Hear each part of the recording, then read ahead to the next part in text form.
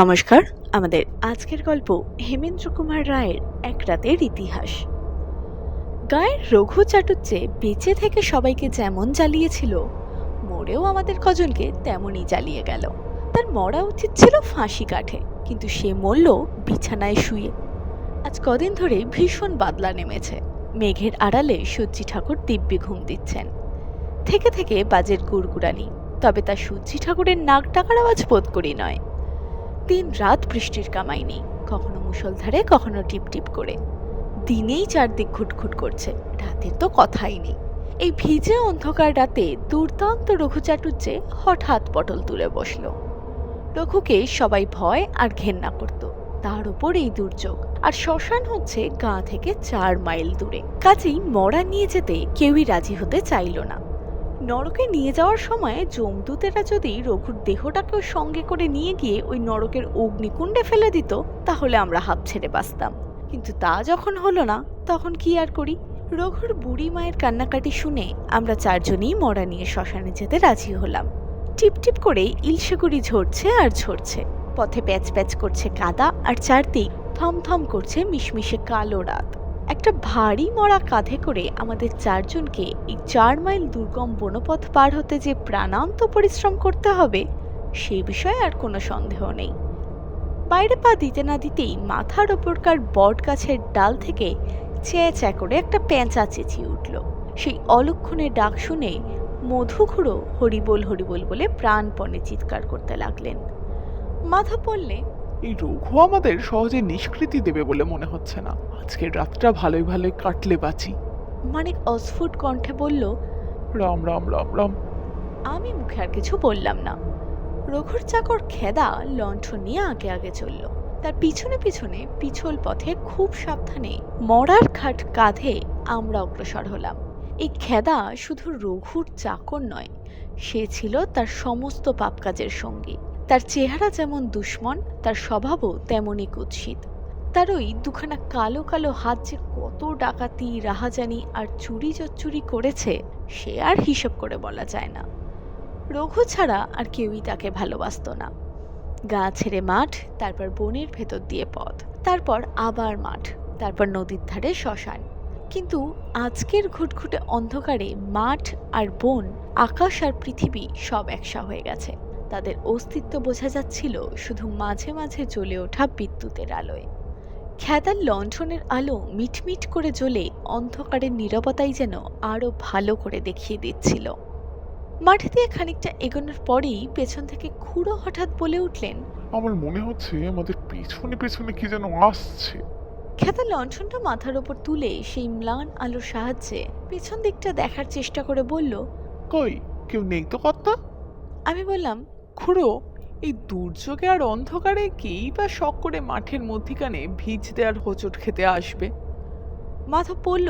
কাউকে আর ভূতে পায়নি তো? মানিক শুকনো গলায় বলল, আবার ওই নাম কেন? রাম রাম রাম রাম। মাঠ ছেড়ে বনে এসে পড়লাম। চলতে চলতে মনে হতে লাগলো বনের গাছপালার সঙ্গে ঝোড়ো হাওয়ায় অন্ধকার যেন দোল খাচ্ছে। চলতে চলতে আমাদের সকলেরই গা ছমছম করতে লাগলো। মধুখুড়ো ফের বললেন, নিশ্চয়ই কেউ আমাদের পিছু পিছু আসছে। এবার আমি খুব কাছেই পায়ের শব্দ পেলাম। খেদা আবার পেছন দিকটা দেখে ঘাড় নেড়ে বলল, কেউ নেই কর্তা। আমি বললাম, ভুল শুনেছ খুড়ো। মাধব বলল, ভুল নাও হতে পারে, শুনেছি এই বনে ব্রহ্মদৈত্যের পাশ আছে। মানিক আবার মৃদু স্বরে বলল, রাম রাম রাম রাম রাম। বনের মাঝখানে এসে কাঁধ থেকে খাট নামিয়ে আমরা একটু জিরোতে লাগলাম। আমরা কজন ছাড়া পৃথিবীতে যে আরো প্রাণী আছে, এতক্ষণ পরে তার সাড়া পাওয়া গেল। কিছুক্ষণ পরেই শুনতে পেলাম ওই অসময় বনের ভিতরে হেরে গলায় কে যেন গান গাইছে। খাটে শুয়ে কে যায় রে, কে যায় রে, কে যায় রে, ওই পায়ে হেঁটে চলে আয়, বসে বসে দুটো কথা কই। মনটাকে শোষ করে মন আছে আধি ভরে, দুধু ভাতি খাবি যদি কাছে আয়, বলি পয় পয় পয়। গানের আওয়াজ ক্রমেই আমাদের দিকে এগিয়ে আসছে। আমরা সবাই ভয়ে হরিবোল দিয়ে উঠলাম। মানিক শুধু রাম রাম বলে চেঁচাতে লাগলো। গান চলল। পচা মরা ভালো নয়, পোকাকার পেটে সয়, পুরো হাড়ে নড়ে চড়ে যেতে পারে, আমি রাজি নই। ডালে উঠে রাত দিন নাচি আয় দিন দিন, আর খালি গীতকায় নিয়ে আয় কাছে চড়ামই। ব্যাঙাচিরা ডাকবে না, ফিঙে জেগে থাকবে না, এত রোদে ঘুরে ঘুরে হোস কেন, জলে ভেজা খই।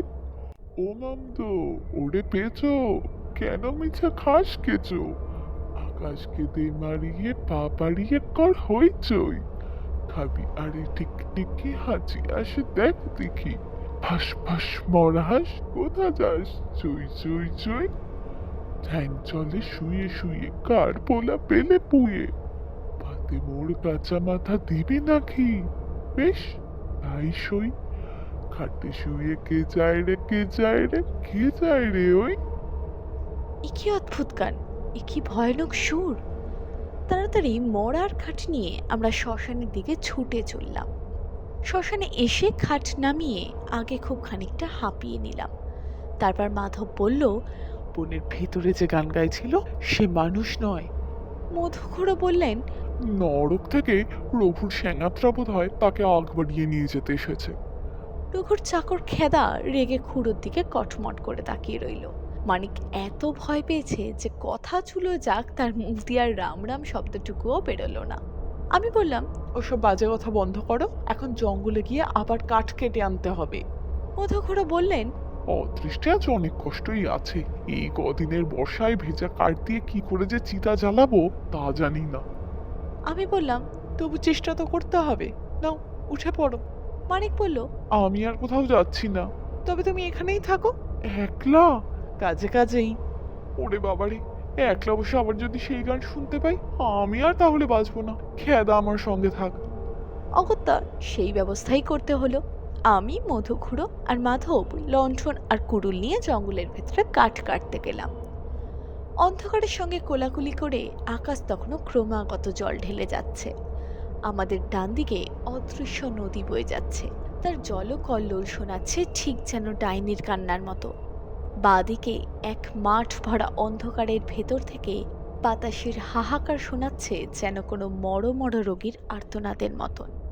পেছনে শ্মশান, তার বুকে চেপে বসে কাল রাত্রির স্তব্ধতাও যেন ডুকরে ডুকরে কেঁদে উঠছে আজ। আচম্বিতে একদল শিয়াল আবার চিৎকার করে উঠল। সঙ্গে সঙ্গে দেখলাম একটা মানুষের মূর্তি মাঠের অন্ধকার ভেদ করে একেবারে আমাদের সামনে আবির্ভূত হলো। বেজায় ঠ্যাঙা আর লিকলিকে সরু তার দেহ, একরাশ পাকা গোফ দাড়ি আর ৩-৪ হাত লম্বা জটায় ঘেরা মুখের ভেতরে খুব বড় বড় ড্যাব ড্যাবে চোখ দুটো যেন তপতপিয়ে জ্বলে জ্বলে উঠছে। লোকটা আমাদের দিকে ফিরেও তাকালো না, হন হন করে শ্মশানের দিকে এগিয়ে আবার অন্ধকারে মিলিয়ে গেল। আমি চুপি চুপি বললাম, পাগল। ঠক ঠক করে কাঁপতে কাঁপতে মাধব বলল, ভূত ভূত, ব্রহ্মদৈত্য। মধুখুড়ো সভায় বললেন, চুপ চুপ, ওই শোনো। আবার সেই গান। ঠ্যাং চলে শুয়ে শুয়ে কার পোলা পেলে পুয়ে, ভাতে মোর কাঁচা মাথা দিবি নাকি, বেশ তাই সই। প্রত্যেকে এক এক বোঝা কাঠ ঘাড়ে করে আবার শ্মশানের দিকে ফিরলাম। মধুখুড়ো বললেন, শ্মশানের দিকে যেতে আর পা উঠছে না, ফের যদি সেই মূর্তির সঙ্গে দেখা হয়। মাধব বলল, কাজ নেই আর শ্মশানে গিয়ে, চলো আমরা এখান থেকেই পালাই, চলো। আমি বললাম, তাও হয় নাকি, শ্মশানে আমাদের লোকেরা বসে আছে। মধুখুড়ো হতাশভাবে ঘাড় নাড়তে নাড়তে বললেন, শ্মশানে তারা কি আর এতক্ষণ আছে, গিয়ে দেখবো তারা কোন কালে লম্বা দিয়েছে, আর সেই মূর্তিটা দিব্যি আরামে দুপা ছড়িয়ে বসে রঘুর মরা চিবিয়ে চিবিয়ে খাচ্ছে। আমি বিরক্তি কণ্ঠে বললাম, পাগলের মতন যা তা বকো না তো খুড়ো। আবার শোনা গেল, ডালে উঠে রাত দিন নাচি আয় দিন দিন, আর খালি গীত গাই নিয়ে আয় কাছে চড়ামই। আমরা ভয় কাঠ হয়ে থমকে দাঁড়িয়ে পড়লাম। শ্মশানের দিক থেকে আসছে, এবারে আর একটা নয়, দুটো মূর্তি। প্রথম মূর্তিটার মুখের দিকে তাকিয়েই আমার বুকের কাছটা যেন হিম হয়ে গেল। এই যে রঘু চাটুজ্জে, যার মরা আমরা কাঁধে করে শ্মশানে বয়ে এনেছি। হ্যাঁ, রঘুই, এ রঘু ছাড়া আর কেউ নয়। আর রঘুর পেছন পেছনে চলেছে পোষা কুকুরের মতন তার চাকর খেদা। দেখতে দেখতে অন্ধকারের ভেতর তারা অদৃশ্য হয়ে গেল। ছুটতে ছুটতে তিনজনে আবার শ্মশানে এসে পড়লাম। দেখলাম মরার খাটের পাশে বসে একলা মানিক বলির পাঠার মতন কেঁপে কেঁপে মরছে। মধুখুড়ো তাড়াতাড়ি শুধালেন। মানিক, মানিক, ব্যাপার কি? আধ মরার মতন ধুকতে ধুকতে মানিক বলল, আমি কিছু জানি না খুড়ো, আমি আর এখানে থাকবো না।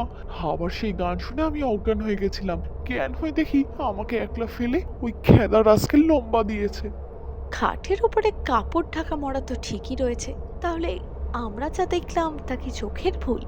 মধুখুড়ো এক টানে মরার কাপড়খানা সরিয়ে দিলেন।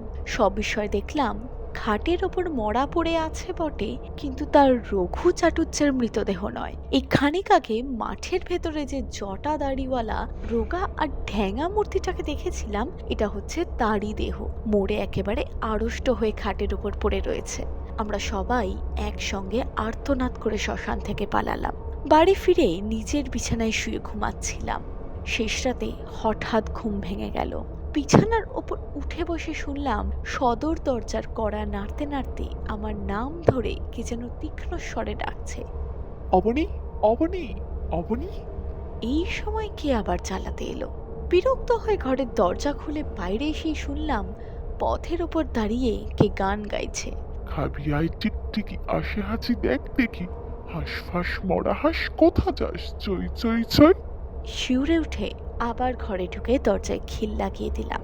পরদিন সকালেই খবর পেলাম মধুখুড়ো, মাধব আর মানিকের নাম ধরেও কাল শেষ রাতে কে ডেকে ওই গান গেয়েছিল। বলা বাহুল্য তারা কেউই সাড়া দেয়নি। রঘু চাটুজ্জে আর খেদারও কোনো খবর পেলাম না। তাদের সঙ্গে আর দেখা হয়নি, না হওয়াই ভালো। এই ছিল আমাদের আজকের গল্প। যদি আজকের গল্পটি আপনাদের ভালো লাগে তাহলে অবশ্যই ভিডিওটাকে লাইক করুন এবং চ্যানেলটাকে সাবস্ক্রাইব করুন।